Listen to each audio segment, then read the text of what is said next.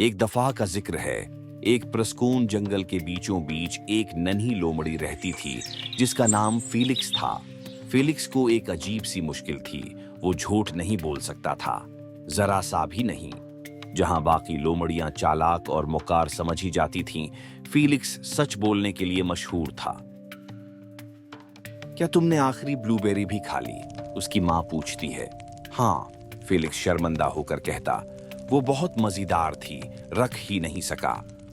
गलहरी गुस्से से अच्छली और फीलिक्स के सामने आकर बोली, क्या तुमने मेरे अखरोट छिपा दिए? उसकी छोटी सी आंखों में नाराजगी झलक रही थी। हाँ, मैंने ही छिपाए थे, फीलिक्स ने शर्माते हुए कहा। मुझे लगा सबको मजा आएगा। मुझे वाकई अफसोस है, वो धीमी आवाज में बोला। मेरा मकसद तुम्हें नाराज करना नहीं था। बाकी जानवर उस पर हंसते। तुम कभी भी एक असली लोमड़ी नहीं बन सकते, वो कहते। तुम बहुत सच्चे हो। फीलिक्स उदास हो जाता।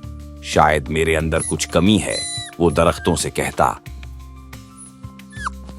फिर एक दिन जंगल में मुसीबत आई। एक चालाक भेड़िया जिसका नाम गर्जल था जंगल में आया।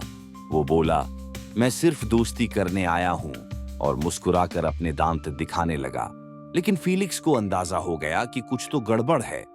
ये झूठ बोल रहा है, फीलिक्स बोला। ये हमें धोखा देना चाहता है।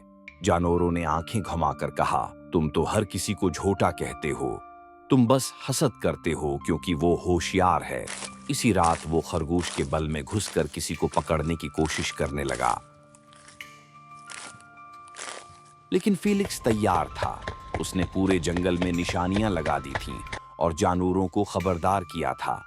वो पूरी रात जागता रहा ताकि गर्जल कामयाब न हो सके। सुबह को जब जानवरों ने देखा कि गर्जल वाकई बुरी नीयत से आया था, वो हैरान रह गए। तुम बिल्कुल ठीक थे, फीलिक्स, वो बोले। अगले दिन तमाम जानवर मैदान में जमा हुए। अक्लमंद पुराने अलों ने कहा, हमें तुम पर यकीन करना चाहिए था। सच बोलना मुश्किल होता है, लेकिन वही असल बहादुरी है। फीलिक्स खुश हो गया। पहली बार उसे फख्र महसूस हुआ कि वो सच बोलता है। उस दिन के बाद जब भी जंगल में कोई मसला होता या किसी को मशूरा चाहिए होता, जानवर चालाक लोमड़ियों के पास नहीं जाते।